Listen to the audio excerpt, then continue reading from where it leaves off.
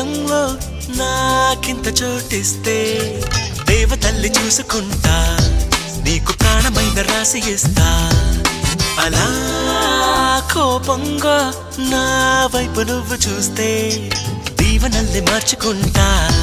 దాన్ని ప్రేమలాగా స్వీకరిస్తా నా కోసం పుట్టినవని నా మనసే చెప్పినాదిలే ఈ బంధం